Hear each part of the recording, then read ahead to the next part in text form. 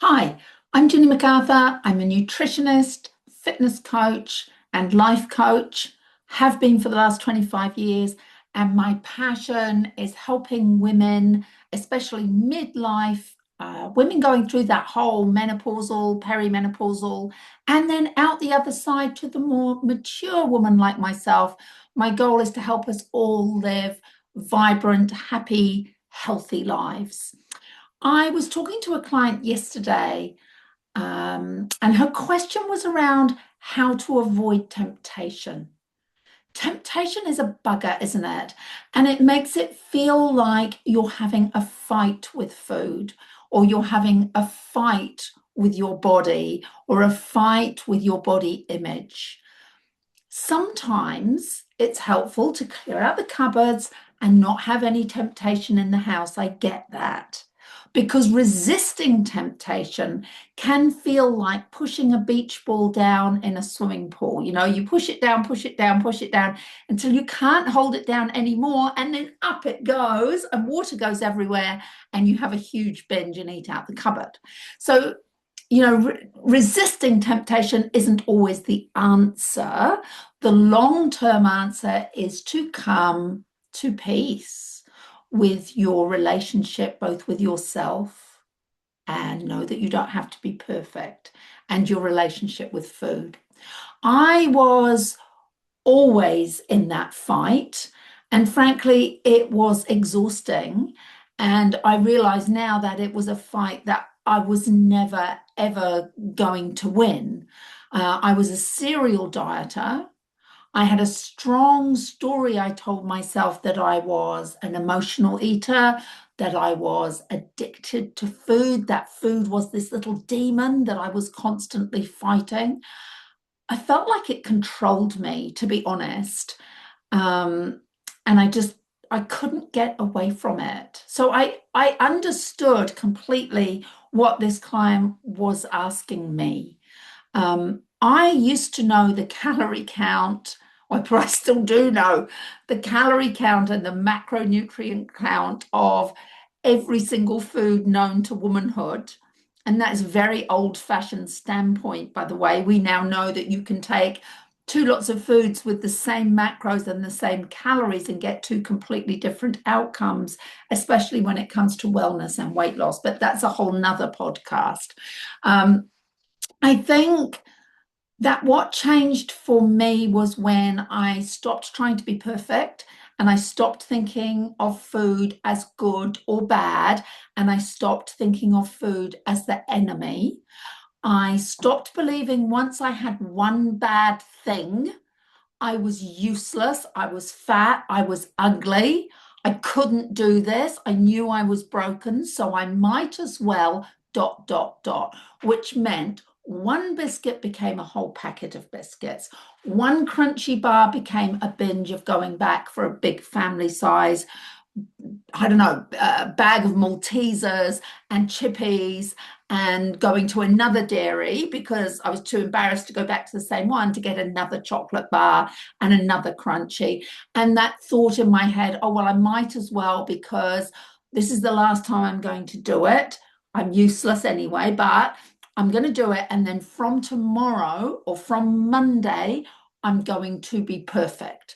And I would have this thing where I'd go, from tomorrow, I'm only going to have protein shakes and until I'm 59 kilos, or I'm only going to drink soup. I'm not going to eat anything until I'm under 59 kilos. And actually, that's how I became bulimic when I was younger, but that is a whole nother story.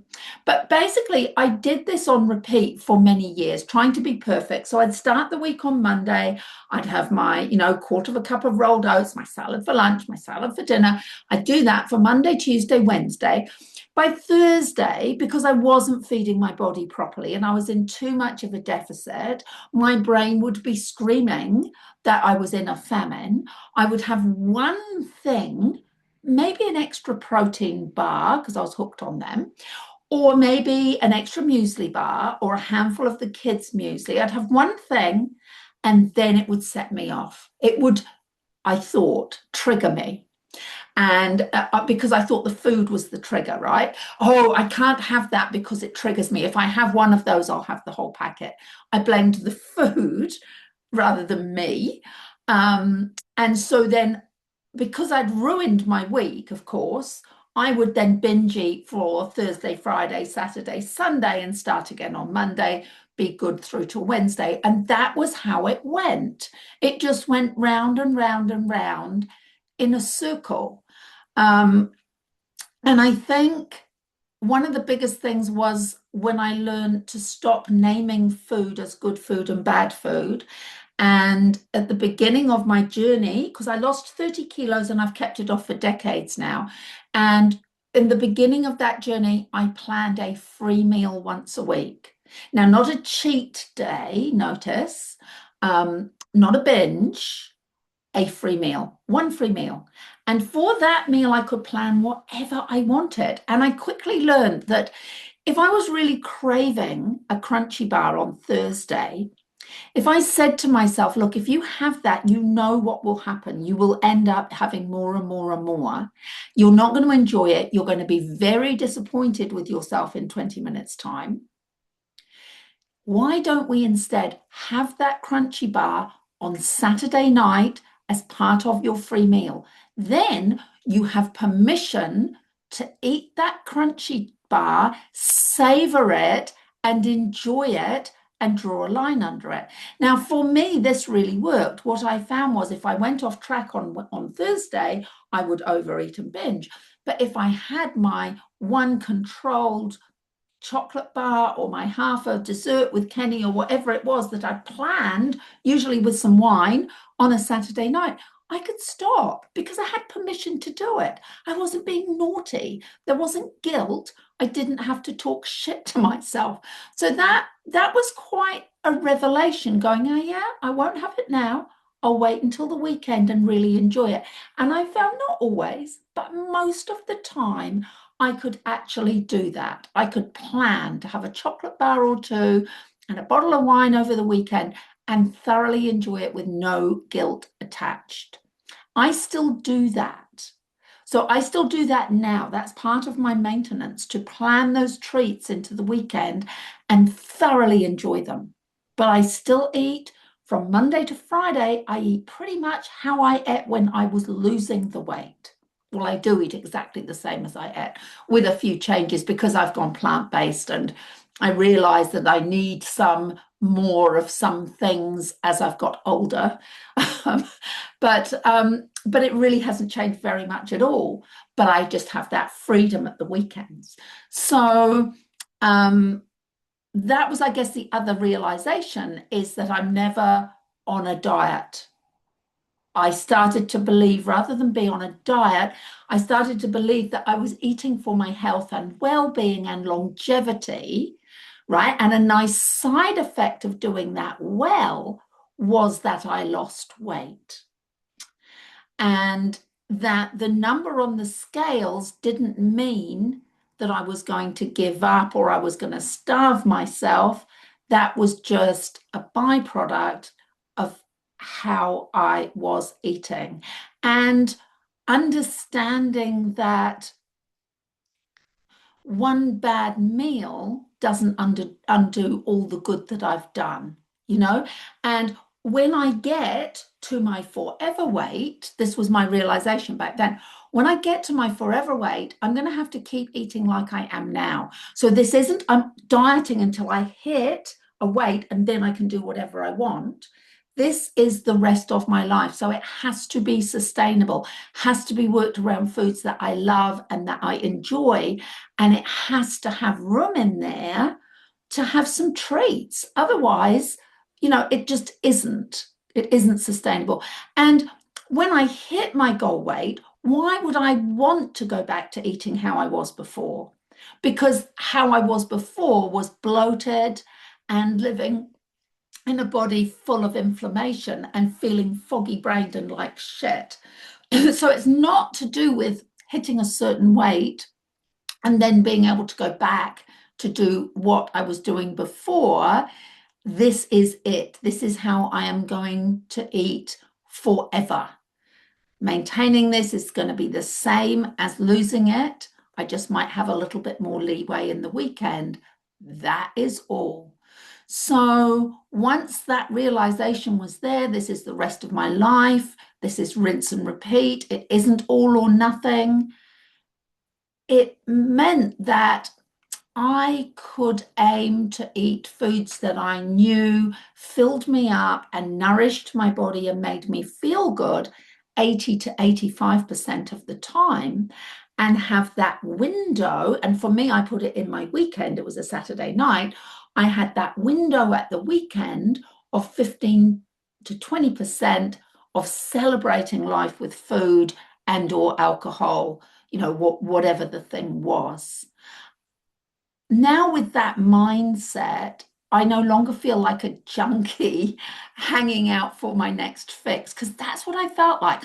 When I was denying stuff all of the time, of course, I was constantly living in temptation and restriction. I don't feel like that anymore. I'm not waiting for that next fix of something super sweet. I feel like someone who is in control of my food, and I eat on purpose. And eating on purpose means that I plan my chocolate and those sweet treats and cheeses and things that I love. They are still in there. But I do know what it feels like to be in that awful kind of whirlwind of the food being in control, and you telling yourself that you can never do it, that you're hopeless, blah, blah, blah, blah, blah. So in our 12-week programs, we talk about mindset a lot, because I can write you a perfect food plan, but if your brain, your head isn't on side and in the right place, you're not going to be able to stick to it. So we talk about the inner Labrador. And the inner Labrador, how a Labrador is always hungry and always eats everything, including things it shouldn't eat that it finds in the bin or whatever. So I liken our primitive brain to a Labrador. So our primitive brain, it's about 2 million years old, and its job is to keep us overweight, right? Its job is to eat as much food as it can find to see us through the next famine, which could be just around the corner. It doesn't know that the society we're living in right now, there isn't a famine just around the corner. So when you undereat, like I was for 3 or 4 days in a row, of course the primitive brain is going to jump in and tell you, just have one, just a little bit. You deserve it, etc., etc., etc. So once you're aware of that and you know about your inner Labrador, you can start to train it. You can tell it to get in behind and sit in the corner. You can even put it in its kennel sometimes. So that's one thing. Another training that we have is called staying on the train. And that is about the process, the journey. Getting to your destination is not perfection. In any train journey, unless you're on the express, and the express is not always good for weight loss, I'll tell you, that you are going to stop on the way. And sometimes inadvertently, you might get off the train. But if you get off the train, it does not mean you failed. So if you eat, believe it or not, if you eat half a packet of biscuits or a packet of biscuits or a block of cheese, or like I used to, 5 protein bars, it doesn't mean you've stuffed up your whole week. It doesn't mean that you're useless. It just means you're a female human being. So cut yourself some slack and get back on the train, either before it leaves the station or get back on the very next train, because your destination of optimal health at a happy, healthy weight is still the same. It has not changed because you messed up once. It hasn't. I promise you, I promise you. So, one bad food, and I would encourage you to stop calling things good and bad, but one thing off plan has not messed you up. We used to say in the program, you haven't fucked up till you give up. You get back on the train. You're still going on that journey to optimal health. You just had a packet of biscuits. Who cares? Doesn't really matter. Take the emotion out of it. It's just food. It's not good or bad. It doesn't mean you're useless. It's just food. The other training we have, which is my favorite, is Sid the Bouncer.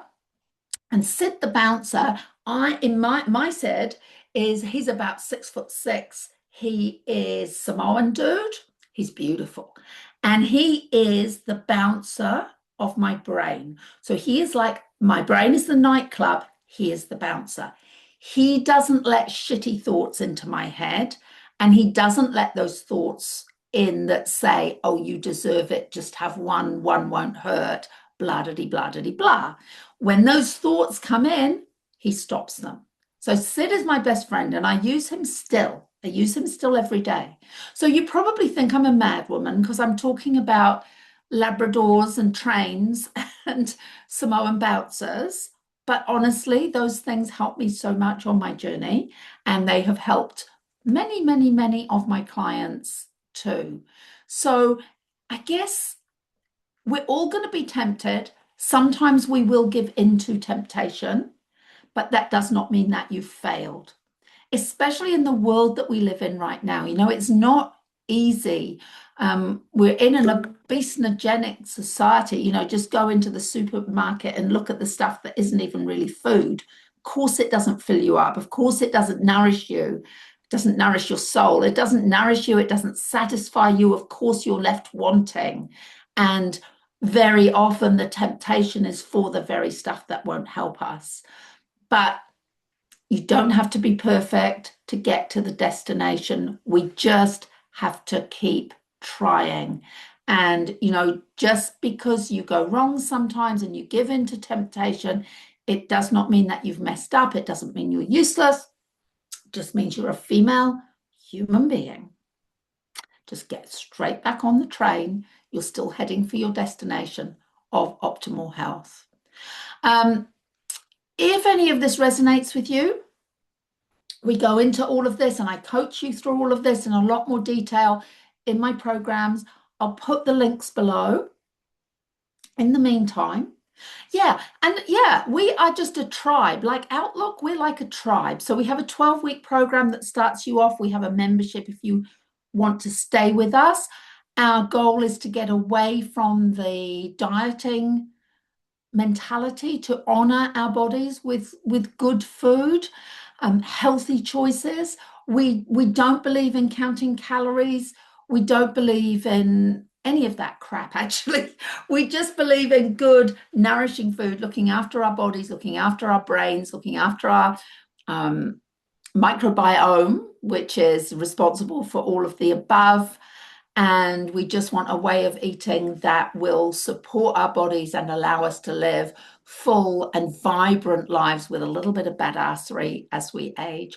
I'll put the links below of how you can work with me and look forward to chatting to you again next week.